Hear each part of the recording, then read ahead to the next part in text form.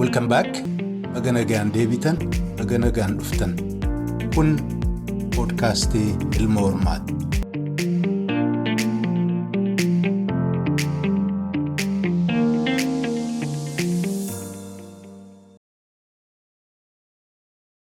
Shamaa kabajamoo hordoftoota podcastii Ilma Hormaa kam jirtan? Jajjabaattuu nagaadhaa fayyaadhaa. Egaa sagantaa bara haaraa warra faranjii kana jalqabaaf waanuma namni biraa babarreesse amma dura kutaa 2 keessatti kitaaba lamaan mana duubaa argitan kana isaan kanarraa xiqqoo isinii wal barsiiseen ture hadhaa sanumatti fufuudhaan kitaaba kamaayyee kunoo kanuma argitan kan Breakneck jedha. China's Quest xiqqoo iftiinsitti jabaata qullaa'ee mul'achuudhaaf sin dhibaa. Kunooti isii kana China's Quest to Engineer the Future jedha. Dan Wang barreesse baruma kana keessatti baatiidhuma 6 darban kana keessatti maxxanfamee gabaarra oole. Egaa warri bitatee dubbisuu barbaadu takkaa ergifatee akkuma kooti dubbisuu barbaadu akkuma hamlee argataniif jecha kitaaba kanarraa waanuma xixiqqoo barreessaan eenyu akka inni ta'e bifuma gabaabduu tokkoon waan maaliirraa dubbata akka jedhu haasa'een egaa isinii wal barsiisaa. Egaa kanaaf jalqabarraa kaastanii amma dhumaatti naa waliin akka turtanu kabajaan isin gaafadha.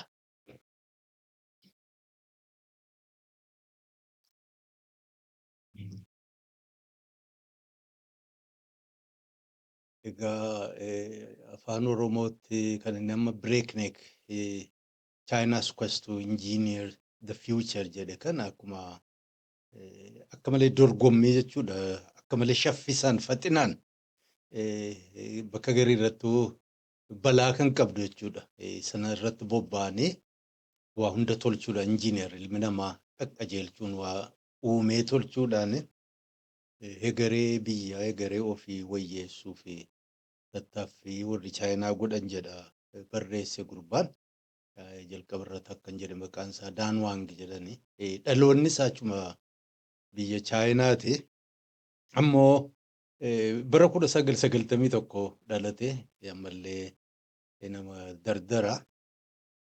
Isaa umriin isaa waggaa 7 ta'uu haadha abbaan isaa eenyudhuma warra dandeettiif beekumsa qabam jedhanii Kaanaadaatti nama fudhataa turan san akkasiin gamas deemani. Eenyu Torontootti guddadhe jedha. Achi ammas isaa mana barnootaa sadarkaa 2ffaa keessa jiru abbaan hojii argate immoo gara Ameerikaa sana deeme. Ammas egaa high schooliis achi dabarsee yuunivarsiitiis Ameerikuma keessa babbarate. Achi akkuma analistii teeknooloojii kanaati warrumaa gara Kaalifoorniyaa kana jijjiraatu isaan waliin daddalagaa. Gaazexaa fi maxxansaa Ameerikaa kana garaagaraadhaafis waa babarreessa. Akkasiin egaa kitaabni isaa maaliif waan kana barreesse yogguu of ibsu yeroo baay'ee Chaayinaas Ameerikaas akka amma dura ibsamaa ture. Takkaa'uma egaa ilmi namaa kun waa hunda guutuu hubatuuf sammuun keenya sin hayyamu sanduuqa wayii tolchanii sanduuqa sana keessa kaa'uun amala reductive waan hundinuu kana keessatti waa hubatuu dhabuun nama mudata. Kanaaf amma Chaayinaa kana biyya diktaataraa takkaa'uma biyya kooministii sooshaalistii Ameerikaas immoo kaapitaalist jedhanii qofa ibsuun akkaataa jarritti jiran keessaa yeroo ammaa kana addunyaa jijjiiramee jiru kana hin ibsuu. Muraayaan dur ittiin kaayyatan sun kan 90mootaan dura kan ture amma addunyaan jijjiirameera. Kanaaf amma muraayaa biraatiin gabba'e jedha. Innis egaa warra Ameerikaa kana biyya looyerlii jedha abukaatoodhuma jennu biyya warri abukaatoo bulchu jedha. Chaayinaa kana immoo biyya injiinaroonni bifa garaagaraa qaban bulchan jedha. Egaa kana jidduutti garaagarummaa jiru mul'ata. Kan biraa biyyi lamaan kun akka malee wal mimil'ataa jirani. Kanaaf yoo gara hamtuu deeman illee dhiibbaa inni nurra qabu guddaa waan ta'eef akkaataa isaanii kana beekuun hin hammaatu ka jedhu kanarraa ka'eetan egaa waan kana barreesse jedha. Deebi'ee chaayinaatti bara 2017 deeme jedha. Achi hamma bara 2023 waggaa 6 moo maal ta'u achiin ture. Egaa Ameerikaa keessa barate achitti hojjeta. Achiin booda immoo waggaa 6 chaayinaa ture waan arge kana as keessatti bal'inaan nuun qooddata.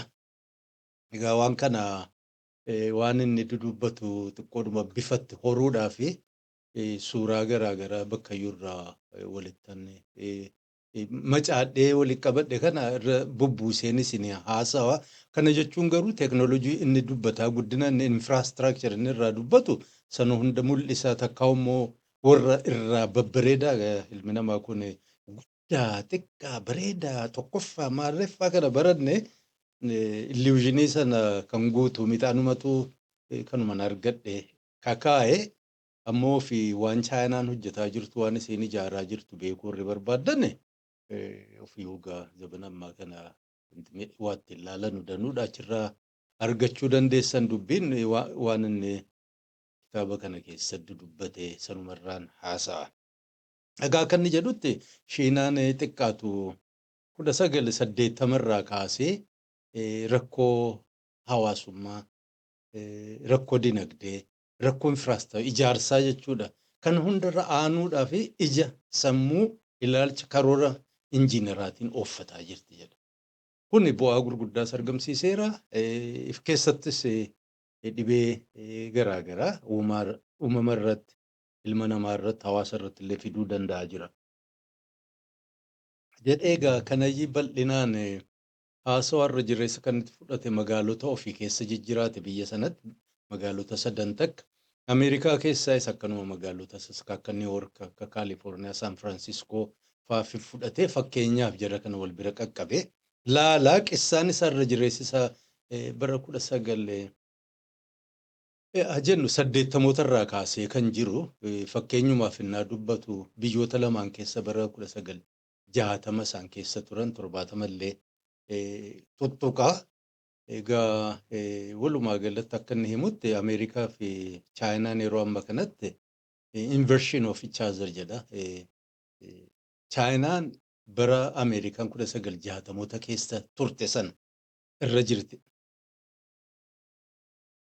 Bara sana irra jirti jedhee dubbata. Sana jechuun isaa amma 1960maatti Ameerikaan keessaa egaa sadarkaa sagantaa yeroo duraa gaafa sagalee qofaan turre haasofne keessatti akkasini yaadachiise lola addunyaa lammaffaa booda Ameerikaan guutummaatti biyya ijaaruu jechuudha. Akkuma amma waan amma Ameerikaa keessa jiru gaafas ijaarane yoo amma sooshaalistiidha maarree jedhanii tuffatan sun hundinuu jechuudha gaafas ijaarame. Amma 1960 sana ijaaraa turte achi booda dhaabbatti. Chaayinaan immoo sadarkaa sanarra jirti ammoo ol ijaaruu jirti jedha. Ameerikaan 1960moota keessa rakkoon garaagaraa isaan mudatu jalqabe fakkeenyaaf warree gaazii kana naafxaa kana oomishuu baharatti waan naquu qilleensi baduu immoo maqaallittiin Raaheel Raaheel Kaarsan fa'aa eenyu Naadir jedhama kitaaba barreessanii waan amma seeftii waan amma uumamaa kanarraa ijoolleenis yuunivarsiitii garaagaraa galtee waan seeraa baratuudhaan kanarraa ka'eeti Ameerikaan maal taate waa hundaa warri seeraan deemu kun biyya isaanii kan bulchu irra jireessisaa warra seeraati. Warri seeraa kun immoo piroosejerii dheeressu waa ugguruu waa dura dhaabbachuu malee waa ijaaruu hin danda'an. Warri Chaayinaa immoo warra injiinaroota waa hunda karaa injiinarummaadhaan laalan ittuma seenanii taate ta'uu baatte illee cabsanitti seenan jedha. Cabsanitti seenuu qofaa miti yoo ta'uu baatte illee halkanuma tokkoon immoo ofirra deebi'anii karaa jijjiirratanii immoo karaa bira ammallee ispiidiidhuma sanaan waa ijaaruutti fufa jedha. Fakkeenya egaa waan hedduu hima waan warri Chaayinaa ijaaraa jiran high speed rail karaa baaburaa kana kamalee baabura sa'aatiidhaan kiiloomeetirii 600 sanaa ol yoo deemu jedhanii meeqa 600 sana waa fudhannu sa'aata akkan jechuudha. Kunoo xiyyitii bulet train ka akkasii fa'aa hedduu dhagaa dhibbaan kan lakkaa'amu ijaaraa jiran jedhanii riqicha jechuudha. Biriij bakka garii irratti gaara hallayyaa ilmi namaa achiin ba'a jedhamee hin eegamne kana irratti jechuudha. Riqicha ajaa'ibaa kunoo kanuma samii keessa hurrii keessa dhokate fa'aa ka akkasii ijaaraa jiranii.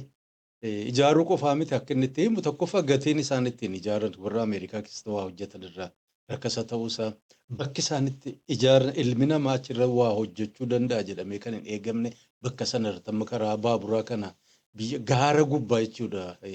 Tibeet jedhanii kiiloomeetirii 5 lafarraa ol bahee jiru.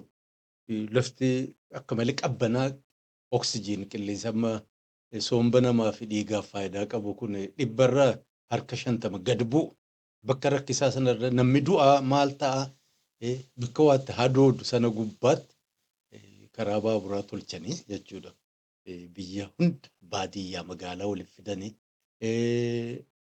magaalaas akka malee babal'isan bakka namni itti jiraatu mana kana bakka gareerrattu bakka namni nu keessa hin jirre jechuudha. Yeroodhuma gabaabduu tokko keessa ka'aniidhuma magaalaa guddaa takka ijaaranii waan amma kubbaaniyyaa industirii waa oomishu kana akka malee jechuudha. Akka malee babal'isanii ijaaranii sanarraas bal'isee dubbata. San malees dubbiin injiinariin kun waa'ee amma dubbii ijoollee 1980 irraa kaasee gurbaan tokko egaa atuma warri koominist paartii kun mamarreetu akka tokkotu staatistiksii kana maatimaatiksii dhuma maashina galfatee ilaale na fakkaata gara fuulduraatiif manni kun akka malee guddatuuf deema. Lakkoofsi isaa guddatee waan nyaachisnuun hin qabne jennaan irrifatanii malli maal hogguu jedhan gurbaan kan biraas immoo maatimaatiks raashaa dhaqee gaafa durii sana saayibernetiks baratee dhufee innis kaalkuleeshinii wayii keessa galfatee furmaanni dubartiin mucaa tokko ol akkan dhalle ka jedhu akkasiin egaa kana taanaan kanuma jedhanii injiineroonni walii galanii sababaa sanaanis rakkoo uummanni keessa dabarfatee sanarraa dubbata. Amma immoo dhihoo kana immoo ammas waa lallaalanii lakkoofsi uummata kanaa xiqqaataa jira. Inni kaan dulloomeen ijoolleen isiin zabana ammaa kana ilmaan horachuu diddee hin barbaannu jette. Maaloo iyyaa ka jedhu ammas immoo deebi'anii immoo ijoollee hedduu 2-3 dhalchaa akka jedhu ammas injiineroonni. Bobbaaje social engineering jechuudha gama kaaniin bara ammaa 2020 omicron eenyuun vaayirasiin seente kanas zeeroo covid jedhanii uummata kana bakka inni itti jirutti manaan bahin hin sosso'in jedhanii cinqaa turan kana gaa bal'inaan keessa seenee nuun qooddata. Magaalaarraa bahee jechuudha bakka garii biskileetumaan guyyaa 5 deemeen arge jedha. Baadiyyaan isaa waan fakkaatu infraastiraakchara achitti ijaarame. Kana gaa bal'inaan chaayinaan kun akkamiin guddataa jirti? Akkamiin waa ijaaraa jirti? Sirni isaanii maal fakkaata? Bulchiinsi isaanii fakkeenyaaf koominist paartiin inni gubbaa jiru sunii fi warri immoo godina bulchan hariiroon isaanii jidduu jiru maali? Mirgi isaanii maali? Isaanoo dirqama maalii qaban? Namni akkamiin dirqamatti kenname? Fakkeenyaaf bulchaan godina tokko akkamiin ramadamaa? Egaa biyya sanatti ramaddiidha malee filmaanni hin jiru. Koominist paartiin immoo nama kana sadarkaa olii guddisuu isaatiin dura bakka dirqamatti kennee ergee jedha. Achitti lallaalan isaan egaa achirratti waan ati hojjette kun maqaasii argamsiisaa koomitee wayii kan qoratu jira jirri ilaalee gurbaan kun gaariidha yoo jedhe ammas bakka biraatti si ramadanii bakka takka qofatti ramadamanii achitti nama tifoozoo ofii ijaarratuun hin hayyamamu. Kanarraas dubbata biyya isaanii keessatti amma gibirri badaa jabaa miti. Kanaaf warri naannoo bulchu kun galiin isaanii maali jettanii waa ajaa'ibdanii dachiidha. Dachiin kan mootummaati sana akkaataa eenyuudhuma bakka qoodanii kan koomershaal jedhanii industirii yookaan maanufaakcharing kireessanii namni immoo dhuunfaa akka keessa jiraatu akka isaan liizii godhan jijjiiraa sanarraan galii argattuun isiin mootummaan naannoo waa ijaarratti industiriin garaagaraa akka isaan bira dhufu sana jajjabeessurra wal dorgomanii waa oomishuu irratti wal dorgomanii egaa Communist Paartiin gubbaa laalee akka jajjabeessuuf jechuudha. Innis waan gaarii akkuma argamsiisuun keessatti immoo rakkoo fiduu danda'a. Ameerikaan jedha egaa harka biraatiin ammallee waa ijaaruu erga dhiisanii turan waan xiqqoo tokko ijaaruu erga jalqabanii waggaa meeqa jedha qaanuu karaa amma Kaalifoorniyaa fi Saan Firaansiskoo jidduu karaa baaburaa ijaaruun isii fixuu dadhabanii ammallee waggaa 10 weeftuu isa hafafaa jedha. Rakkoo akkaataan siyaasaa biyya sanaa warri seeraa jechuudha. Looyerlii jedha. Warra Ameerikaa warra Chaayinaatiin injiinaroota bulchaa Ameerikaa immoo warruma tabaqaa fi abukaadoo kana cinqan jedha. Egaa mootummoota innaa ilaalu mootummaan namni baay'een fagoo dhaabbatee ilaalu mootummaan akka Chaayinaa kun waa hunda to'ate jechuudha. Warri Chaayinaa akka malee Communist Paartii to'ata waa hunda mootummaatu hojjeta. Yeroo gariitti hogguu ilaalan mootummaa wanti inni hojjetu efficient jechuun akka gaariitti kasaaraa qisaasa gurguddaa yeroos ta'e meeshaa humna namaa qisaasuu malee waan faayidaa qabu hin hojjetu jedhanii amma dura himamaa ture. Akkanan arge jedha Daan akka malee hojii hojjechuu danda'aniiru efficiently jechuudha. Magaalaa hojjechuu magaalota kan akka malee faarsaa magaaloon hundinuu meetiroo lafa jalatti jechuudha. Hojjetu qabanii namni eerpoortii ka'ee taaksiif maarreen rakkatu hin jiru meetirootti of darbatee seenaa magaalaan keessa kan biskileetaa kan namni miilaan deemu jira. Magaalaan garii ofiisiitii jechuun daqiiquma xiqqoota daqiiqaa 15 miilaan deemamu keessoon hundinuu argama jedha. Kan namni keessa jiraatutti tolchanii babbareechanii magaalaa kana miidhagsanii ijaaruu danda'aniiru. Kubbaaniyyaa keessa warshaalee waa oomishuu danda'an hedduu dhaabuu danda'aniiru. Kun hundi mootummaadhuma gammaa centralized ta'e. Eessaa fidan warri Chaayinaa kun jennaan eenyudhuma kana heavy industry warri kun barattoota warra eenyu durii Sooviyetii durii turan isaan irraa arganii achii booda akka ofii isaaniif malu jechuudha. Tottolchanii. Egaa kan isin hubatuu qabdan akkuma jalqabarra jedhee seenaa uummata Chaayinaa takka immoo seenaa Chaayinaa keessa seenee hin dubbatu. Seenaa Ameerikaa irraa isin dubbatu asuma waan dhihoo kana as mul'atte keessaa 1980 irraa kaasee waan mul'ata ture. Kanaaf warri seenaa beekuu barbaadan uummanni Chaayinaa kun akkamiin sadarkaa kana jalqabarraa ka'ee jechuun as ga'e beekuu barbaadu xiqqoo duuba deebi'uu qaba. Bakka biraarraa garuu ani wanti isin hubachiisuu barbaadu amma popularly naa'imamoo Chaayinaan waggaa 40-50 keessa hiyyummaa duubattaafummaa keessaa baate jedhame akka malee faarfama. Biyya Afrikaa gareenis akka Chaayinaa ta'uuf deemna jedhee eegee ofii raasaa. Egaa ta'anii dhiisanii hin beeku ammoo Chaayinaan akka dhageenyetti yeroo hunda jechuudha seenaa isii keessa dheeraa sana keessa hiyyeessan turre. Xiqqaatu waggaa 150 yookaan waggaa 200 kan hin caalle xiqqoo mugde malee san dura biyya qaroomaan guddinaan waggoota kumaan lakkaa'amuun jechuudha kumaatama hedduun lakkaa'amuun guddinaan beekamaa turte mugdee ol kaate malee dukkana keessaa wamaa kan hin qabne miti kan ol kaate. Kanas qalbii qabaachuun gaariidha. Garaagarummaaniis guddaa jira jechuufan jedhe. Egaa akka inni himutti Chaayinaa kana eenyu bulchaa yoo jettan namoota 24 poolit biiroo biyya keenya keessatti waan poolit biiroo ijoollee dhiyoo dhalatte ta'e malee namni baay'een hin beeka. Warri kooministiin egaa paartii isaanii kan mataa ta'e warri bulchu warra poolit biiroodha. Poolit biiroo sana keessatti immoo istaandiin koomitee jedhamee beekamu qaba. Walumaa galatti siyaasaan kan hayyamameef jedha Daan kun Chaayinaa keessatti warra 24 kana namni kaan bobba'ee hojjechuu malee siyaasaa keessa seenuun hin hayyamamuu fi walumaa galatti waa murteessuu jechuudha. Karaa biyyatti deemtu maarree jedhu isaan kana murteessaa isaan jalatti biirokiraatiin garaagaraa dalagaa mootummaarra jirti. Beekumsa sana qabdi hojiirra oolchuu dhagaa. Kanas maaliif namni gariin warri biyyaa ofii mirga dhabanii maaliif mataa gad qabatanii jijjiiraatanii sababni hedduudha. Sunis amma seenaa isaanii keessa deemaa, filosoofii isaanii keessa deemaa, amantiitti of sammuu isaanii keessa deemaa adda jechuudha uummata kaanirraa.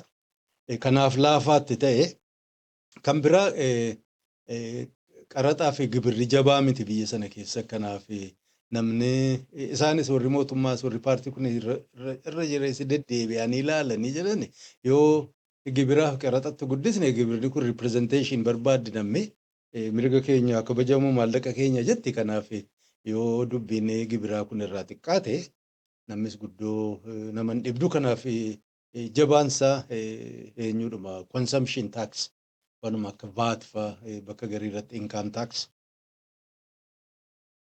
waan amma qabeenya horatan kanarraa guddoo hin dhibaniini kana jira kanarraas dubbata egaa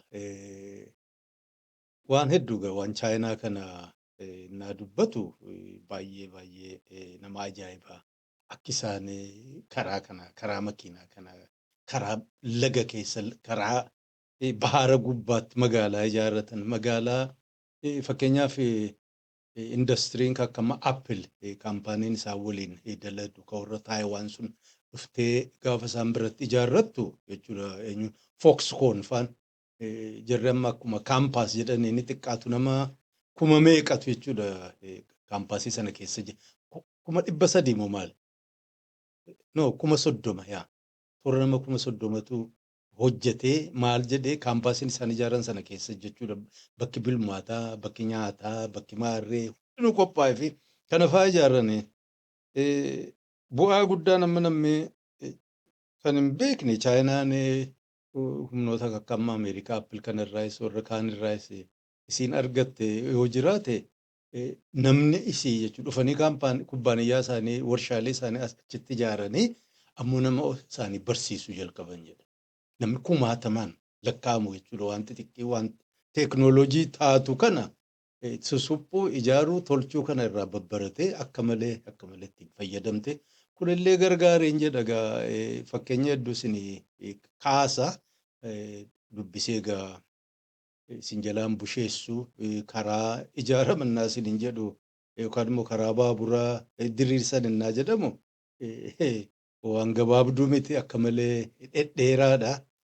Riqicha dildilanni isaan ijaaran jennee innaa dubbannu kunis waan taphaa miti jechuuf hin jedhe dubbisaa laala akka malee waan nama ajaa'ibaati.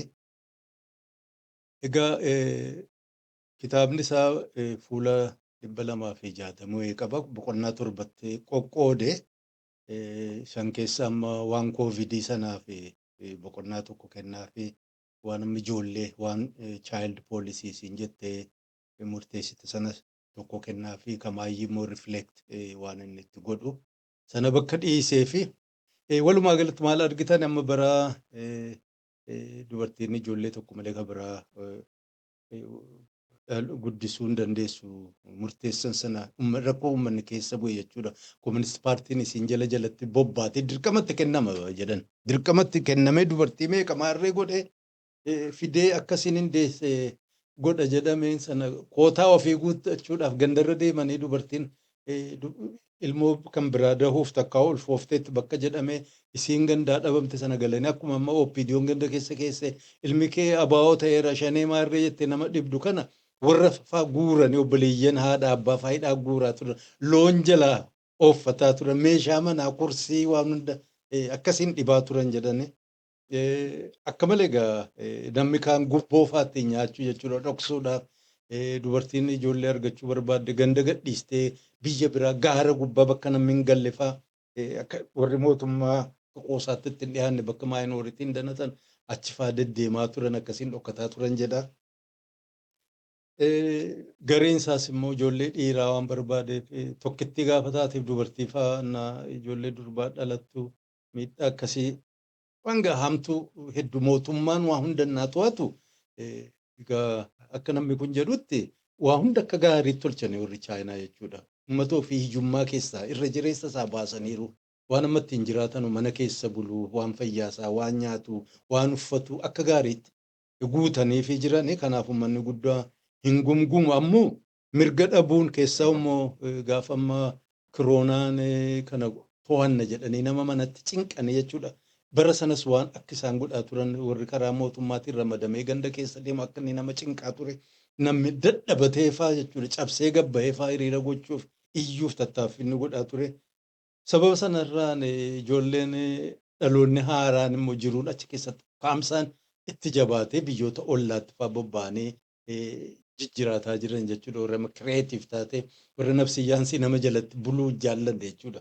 Cuqqonaa hacuuccaa warri jibbu cabsee keessaa bahee biyya ollaafaa deemee bakka baangiin jirtu xiqqoo waa goggodhatanii inni waa barreessu inni waa art paint godhu jijjiiranii egaa maal inni kan inni agarsiise kanarratti takkauma wanti nuyi akkuma ilma namaatti hubatuu dandeenyu hagamuu toltu jechuudha.